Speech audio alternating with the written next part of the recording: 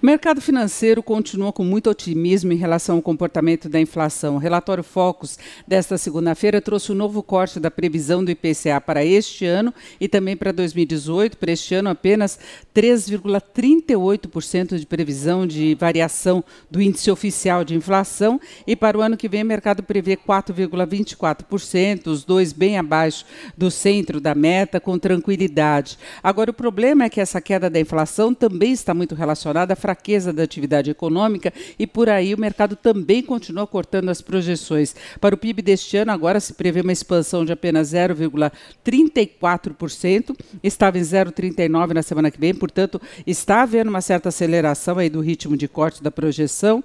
Para 2018, o mercado espera um crescimento de 2%, também já houve nas últimas semanas uma revisão para pior, e aí fica uma dúvida. Se essa queda mais acentuada da inflação não teria muita relação com a fraqueza da atividade, com o baixo nível do consumo que reagiu, isso é certo, ele tem apresentado dados melhores, inclusive naquelas melhores datas de vendas, como acontece no Dia das Mães, isso inverteu em relação aos anos anteriores, quando houve quedas pesadíssimas, mas isso não significa uma recuperação suficiente para que o comércio possa, inclusive, repassar aumentos de custos. Então, tem um lado da inflação em queda, que é muito positivo, que mostra uma reestruturação da formação de preços no país, uma perda de força da indexação. Agora, é negativo a parte em que ela está relacionada a essa fraqueza de atividade, a dificuldade da economia em engatar um crescimento mais rigoroso. E exatamente por isso é que o mercado está contando com a possibilidade de o Banco Central não só manter o mesmo ritmo de corte dos juros, mas até cortar um pouco mais da taxa Selic até o final deste ano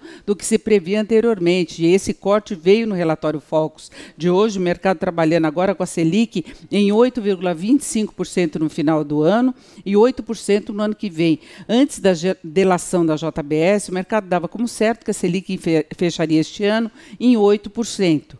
Aí, depois da delação, com todas as dificuldades do presidente Temer, a crise política, o mercado achou que, por cautela, por dificuldades em relação à aprovação da reforma da Previdência no Congresso, pelas dificuldades que isso traria também na melhoria da perspectiva de evolução das contas públicas, o Banco Central pudesse assumir uma postura mais cautelosa. E esse recado foi dado pelo próprio Banco Central, que citou várias vezes a questão das reformas, o aumento do grau de incerteza do cenário político, as implicações para a economia. Em declarações, inclusive, do presidente do Banco Central, Ilan Goldfein, se percebia essa cautela maior. Só que, aos poucos, o discurso foi mudando.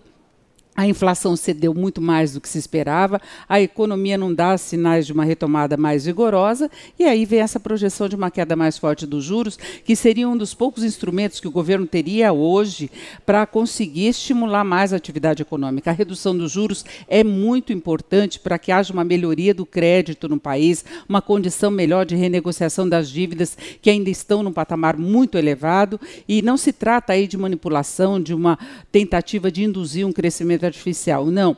A inflação baixa dá toda a condição de o Banco Central reduzir mais os juros, inclusive sem correr o risco de estimular demais a demanda e de reverter esse comportamento da inflação. Porque, como eu disse desde o começo, a inflação está cedendo, em parte, pela fraqueza do consumo e da atividade econômica.